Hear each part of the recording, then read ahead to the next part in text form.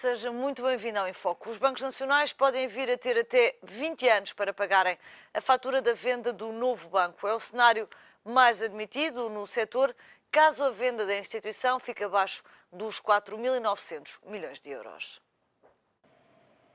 Certezas só depois da venda, mas nos corredores do setor financeiro reina a confiança. Os bancos nacionais devem vir a ter até 20 anos para liquidar a fatura da venda do novo banco, ou seja, a diferença entre o valor pago pelo futuro comprador e os 4.900 milhões de euros injetados pelo Fundo de Resolução. Ao que o Económico apurou junto do setor, é esse o cenário base que está a ser assumido na banca. Do valor total injetado no antigo BES, 3.900 milhões de euros vieram do Estado. Os bancos participantes no Fundo de Resolução contribuíram com 700 milhões. Os restantes 200 eram recursos do próprio fundo. As instituições admitem que a venda do novo banco fica abaixo do valor total do empréstimo, o que resultaria num buraco financeiro para o Fundo de Resolução. Mas a fatura não terá de ser liquidada de uma só vez, até porque, segundo a legislação do Fundo de Resolução Europeu, que está a ser usada como base, há um limite anual para as contribuições. Nos casos dos bancos que mais contribuem para o fundo, a Caixa Geral de Depósitos e o BCP, os valores estariam entre os 20 ou 30 milhões de euros. Em média, as contribuições obrigatórias e já escalonadas rondam os 10 milhões de euros. Há 5 propostas finalistas na corrida pelo novo banco, os grupos chineses Anbang e Fosun, o Santander e os fundos Apollo e Cerberus. Até ao final deste mês vão ser entregues as propostas vinculativas. O processo deve estar concluído durante o verão. Jaime Quezada e Andrés Mascaldas são os convidados deste Enfoque. Muito boa tarde aos dois. Jaime Quezada, começava por si, olhando para esta notícia sobre um prazo de até 20 anos para os bancos poderem, no fundo, tapar o buraco que ficar aberto pela venda do novo banco abaixo dos 4.900 milhões. É cada vez mais certo que, de facto, não se chega a esse valor? Sim, vamos ver, nós ainda não temos certezas absolutas de quais vão ser os valores finais associados a esta venda do novo banco. Mas, de facto, tudo indicia que, infelizmente, os valores vão ficar abaixo, o que, de facto, não é bom para todo o processo. Deixe-me dizer que, relativamente a todo este processo, há aqui todo um conjunto de gestão de expectativas que se vem alimentando ao longo dos últimos tempos e que se tem vindo a defraudar de uma forma progressiva. Primeiro, a questão do preço. E, de facto, havia aqui a expectativa legítima de, face, apesar de tudo, ao ativo que o novo banco herdeiro do BES representa e face, sobretudo, ao papel que ele tem do ponto de vista de presença na área comercial, quer nas empresas, quer nas pessoas, e de ser um banco, de facto, com reputação em termos de história e tudo o que foi associado, independentemente dos acontecimentos mais recentes, de o valor ser um valor mais elevado. E, de facto, tudo aponta para que, efetivamente, não temos ainda dados definitivos, isso não se concretiza, o que só mostra que a gestão das expectativas hoje é uma gestão também muito irracional, porque mais do que aquilo que é o capital histórico do banco e toda a dinâmica de relações externas que ele tem, porque é um banco implantado muito também lá fora, e em particular em algumas zonas relevantes das comunidades portuguesas, o que é certo é que a percepção que é feita pelo mercado, e em particular pelos potenciais compradores, introduz uma gestão de risco muito associada àquilo que foram os outros acontecimentos. A segunda nota tem a ver com a forma como todo este processo do novo banco vai também condicionar toda a dinâmica associada à amortização dos custos dos bancos e tudo o resto. 20 anos é muito tempo, é pouco tempo. Vamos ver, é o tempo possível, se calhar, face àquilo que também são os condicionantes que estão em todos os processos, mas não deixa de parecer, se à primeira vista, um tempo um bocado dilatado. Ou seja, nós temos que perceber, e acho que isso é que é o fundamental, que a banca tem um papel absolutamente central para aquilo que é a estabilidade da economia portuguesa. E é verdade que nos tempos mais recentes, não só por causa da situação do novo banco, mas por todo um comportamento global que a banca teve relativamente ao excesso de especulação que induziu na procura das pessoas, aquilo que foi um comportamento também muitas vezes oscilante no financiamento às empresas, não tem tido para com a economia um comportamento correto e um comportamento estável. E, portanto, quando esse comportamento não é correto, também muitas vezes é esperado que, por parte daquilo que são os principais decisores, haja em relação à banca também um tratamento em conformidade. Portanto, acho que, de facto, nesta matéria, a banca tem que, no momento certo e no tempo certo, assumir os seus processos. Mas neste caso não se trata de um problema em que o setor se portou mal Sim, e está chamado a pagar más práticas. Não. Aliás, a banca portuguesa até, de certa forma, era bastante mais resiliente, foi a dívida pública Sem que a dúvida. prejudicou. Foi um caso isolado do novo banco e que os outros bancos foram chamados a Sim, pagar. mas o que eu estou a dizer é que tudo bem, e o que eu estou a dizer é que eu estou a fazer a análise de uma lógica diferente, ou seja, em que a banca, de facto, naquilo que foi o seu comportamento nos últimos anos em Portugal, não foi muitas vezes, e eu isso digo, e digo de uma forma clara, um parceiro certo das empresas e dos cidadãos. Portanto, ou seja, a banca tem que ser vista, e acho que esse é o seu papel fundamental, como um enabler para a competitividade da economia portuguesa. Tem que ajudar as empresas, tem que ajudar de uma forma séria e honesta e organizada os cidadãos. E isso nem sempre aconteceu nos anos mais recentes. E, portanto, espera-se que em relação à banca haja aqui um tratamento que seja adequado face àquilo que tem sido muitas vezes o seu posicionamento junto do mercado e, em particular, das pessoas e das empresas. Andrés Mãos Caldas, perguntar também que, havendo aqui um desfazamento entre aquilo que é os 4.900 milhões e aquilo que efetivamente o comprador do novo banco vai pagar para ficar com a instituição, pelo menos provisoriamente, enquanto não estiver, quando não tiver sido pago aquilo que os bancos devem ao fundo, há custos para os contribuintes? Esse é o principal problema desta notícia, isto é, a operação foi vendida a todo o país como uma operação sem riscos para o bolso dos contribuintes e, pelo menos transitoriamente, até que este prazo de 20 anos esteja transcorrido, alguém tem que pagar a diferença e nós sabemos quem é que é habitualmente chamado a pagar. O que é fundamental num segundo patamar é que, na venda do novo banco, não seja só, em função do preço que for definido, o ativo do banco que transita, toda a sua dimensão obrigacional também tem que ser transferida para a entidade que vier a comprar, sob pena de o preço ainda representar uma realidade mais subavaliada do que aquela que estávamos a estimar. O Banco de Portugal, aliás, deixe-me dar essa nota, o Banco de Portugal, aliás, veio hoje dizer que o encargo com o papel comercial do Grupo Espírito Santo não passa para o novo banco, fica do lado do BES e volta a dizer aos lesados que procurem algum tipo de apoio junto da CMVM. Também é algo que beneficia aqui o comprador, mas que pode significar, se calhar, custos acrescidos também para o Estado. Custos para o Estado, custos para as pessoas, custos para as famílias, custos para o tecido de pequenas e médias empresas que confiou numa organização que gozava de larguíssima credibilidade e que gozava de uma credibilidade que era caucionada pelos titulares de órgãos de soberania até bem pouco antes da sua resolução. Isso não é uma questão menor numa democracia como é a portuguesa, em que houve titulares de órgãos de soberania que salvaguardaram as expectativas e a confiança que existia naquela instituição financeira, mesmo pouco antes do seu colapso. E essa é a palavra da peça que nós ouvimos antes de entrar agora no ar. Parece que há confiança do lado do setor da banca. É uma pena que essa confiança não pudesse ter sido a mesma que sentiram os particulares ao ouvirem palavras de conforto do Sr. Presidente da República ou do Sr. Primeiro-Ministro muito pouco tempo antes do Grupo Espírito Santo colapsar. Muito bem. Gostava de ouvir a vossa opinião relativamente a outro dos pontos da nossa agenda hoje. Há pouco soubemos que a coligação apresenta, Jaime Quezado, o programa de governo, as primeiras linhas, as linhas gerais, seguindo aqui, de resto, aquilo que fez o próprio Partido Socialista, abrindo primeiro uma discussão preliminar antes de ir à discussão final. Mas arrisca deixar de fora o tema das pensões. É boa ideia? Para outros mais, deixe-me dizer que acho que é importante as principais forças partidárias que vão se candidatar às próximas eleições sinalizarem o tanto quanto antes aquilo que são as suas principais linhas programáticas, até para começarem a criar, junto do eleitorado, um roadmap mais ou menos indicativo daquilo que são as opções, que, portanto, sempre nós vamos ter um período de férias, e, portanto, é expectável, e como disse muito bem o Presidente do PSD e Primeiro-Ministro, que as pessoas tenham, digamos que, a oportunidade de ter essa informação antes de férias, como aliás o Partido Socialista já o vai fazer também na convenção que irá decorrer, tanto quanto eu sei, este fim de semana. Portanto, há de facto aqui por parte das principais forças partidárias uma responsabilidade para com os eleitores que estão a assumir e que o devem fazer de forma clara. Portanto, acho que é importante que, relativamente àquilo que são os principais temas que estão em cima da mesa para o futuro do país, seja do ponto de vista político, seja do ponto de vista social, seja do ponto de vista económico, que haja também uma sinalização daquilo que são as principais opções que se colocam. Portanto, o tema da segurança social, o tema da sustentabilidade da segurança social, o tema das pensões, que está associado a um tema absolutamente central para aquilo que é a gestão das expectativas das pessoas e, sobretudo, aquilo que é o quadro futuro que se debate para quem, de uma forma legítima e de uma forma perfeitamente contratualizada, ao longo destes anos todos, tem vindo a descontar para o sistema.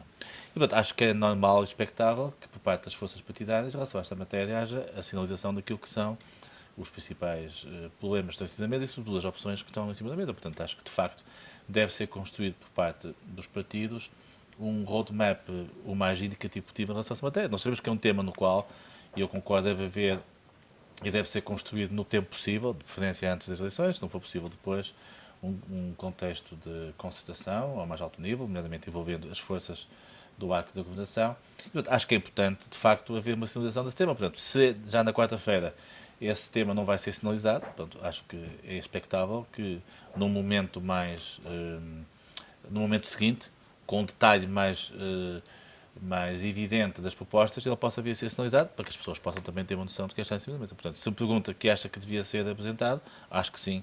Não é possível ser na quarta-feira, que seja possível num outro momento.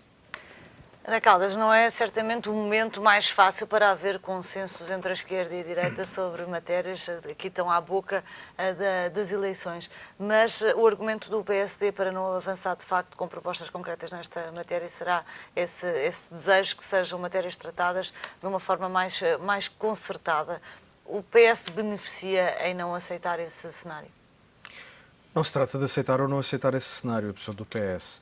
Não deixa de ser estranho alguém que começa uma negociação prescindindo de ter uma posição própria. As negociações normalmente nascem da circunstância de haver posições contrapostas e em que os participantes dessa negociação, pelo caminho, se vão aproximando.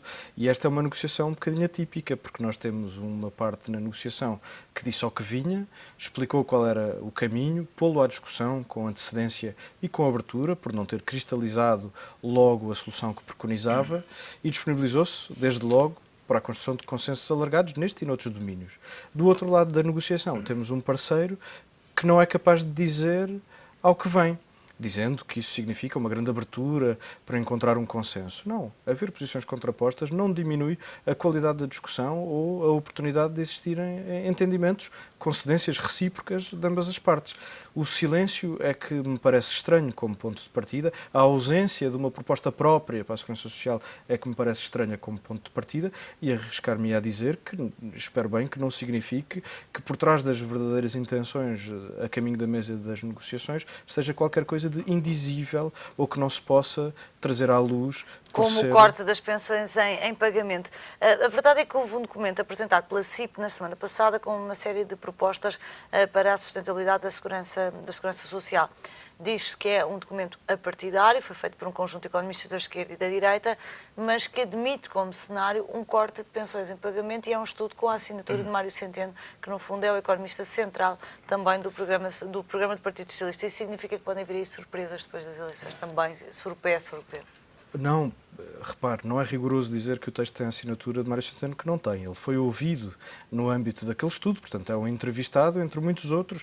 Há uma diferença entre o professor Mário Centeno, cientista, que contribui tanto para um estudo da CIP como contribui para o programa do PS, e aquilo que são as deliberações dos órgãos próprios do Partido Socialista, em que, muito generosamente, o Sr. Professor Mário Centeno aceitou... É os tais 95% e isso fica nos 5% que o PS não aceita. Porque ele não se comprometeu com os resultados desse estudo da CIP. Ele aceitou ser entrevistado, mas os resultados são da responsabilidade dos autores do estudo e o professor Mário Centeno não é. Isso já ficou absolutamente claro.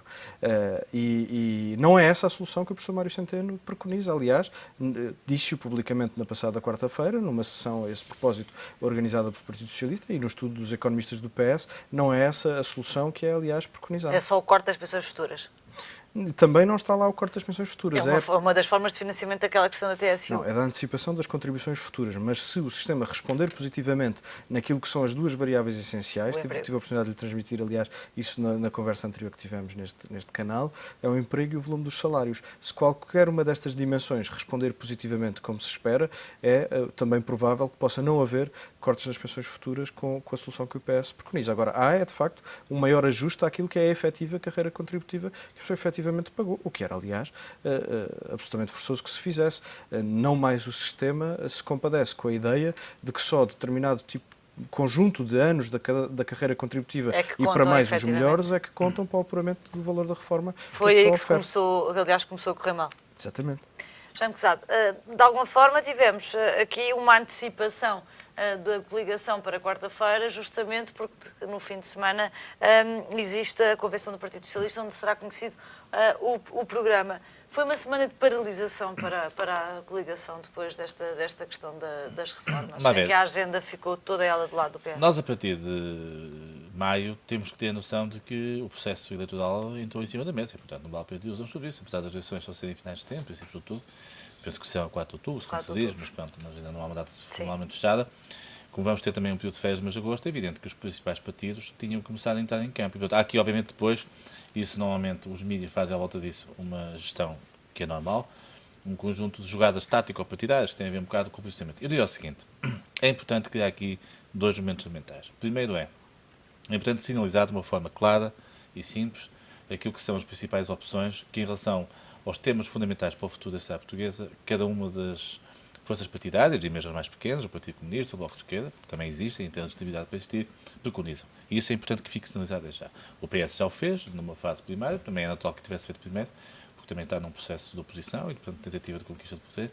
A coligação decidiu, e em bom momento, fazê-lo em momento mais oportuno e, portanto, num momento não tão distante quanto aquele que se anunciava inicialmente. E, portanto, teremos no início de junho a sinalização por parte da coligação. O PS vai apresentar o seu programa no próximo fim de semana, a coligação tem contra sair a fazê-lo ainda durante o mês de junho. Portanto, nós temos aqui um quadro referencial relativamente estável para aquilo que são as opções que as pessoas irão levar para as férias e que as vai permitir discutir os temas. O que eu acho que é importante é que depois a campanha propriamente dita, quer nos debates que vão existir, quer em todo um conjunto de ações que vão decorrer, seja uma campanha séria, objetiva, clara, e onde se discutam de uma forma muito concreta aquilo que são os problemas que a sociedade e a economia portuguesa têm e em que as opções que estão em cima da mesa, seja em relação às questões da competitividade, em relação às questões macroeconómicas, em relação às questões sociais, sejam claramente... Não temo que...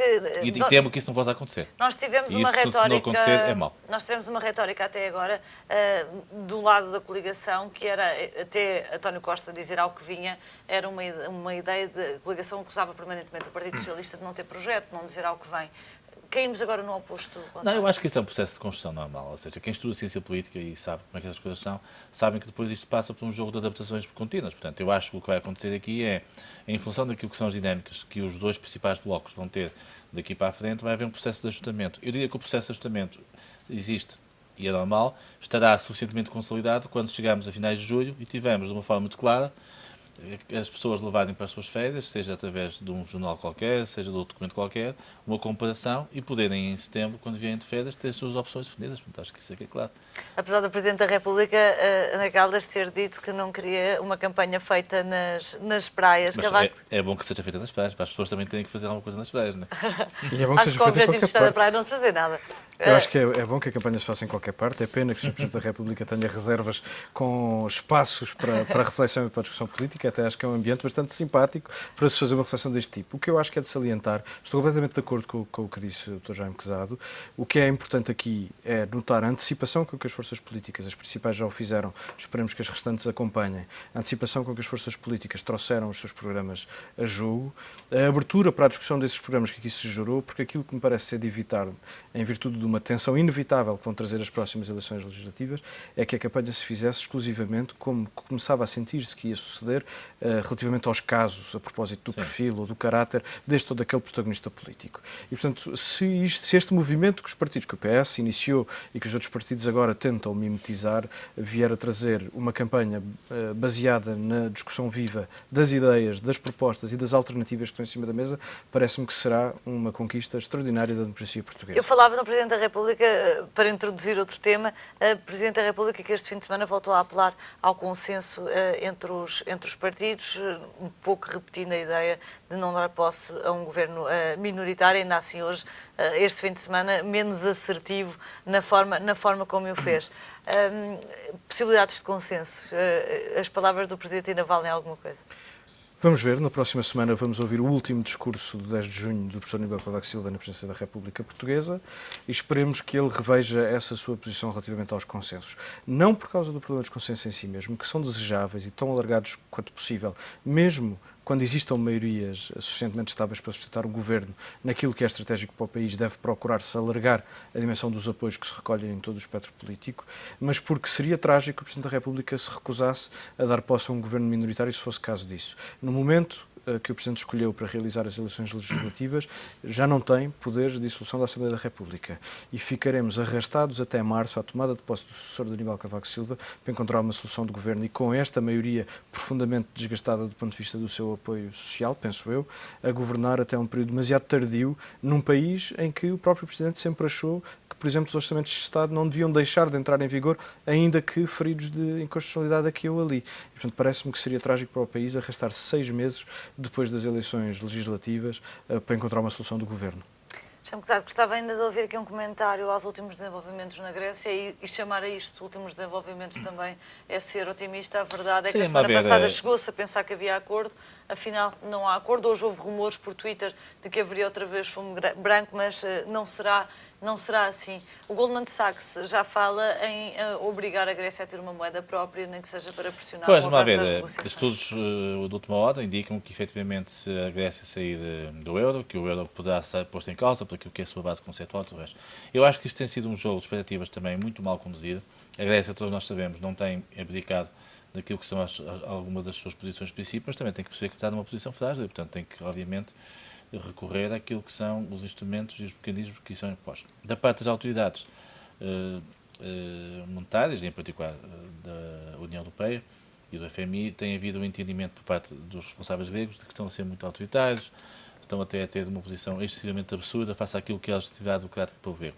Eu acho que isto, como tudo na vida, tem que ser um jogo de bom senso. Acho que a Grécia tem que perceber que, efetivamente, face àquilo que é a situação em que neste momento está e àquilo que tem sido o apoio especial de que tem beneficiado desde o início do processo, que tem beneficiado face a outros países, os quais Portugal, tem que ter também aqui alguma compreensão maior. Portanto, eu espero que haja realmente, nestas semanas que faltam, ou nestes dias que faltam, algum bom senso. Eu acho que o bom senso vai acabar por imperar, porque os custos de uma saída da Grécia no euro, neste momento, seriam muitíssimo complicados para a Europa.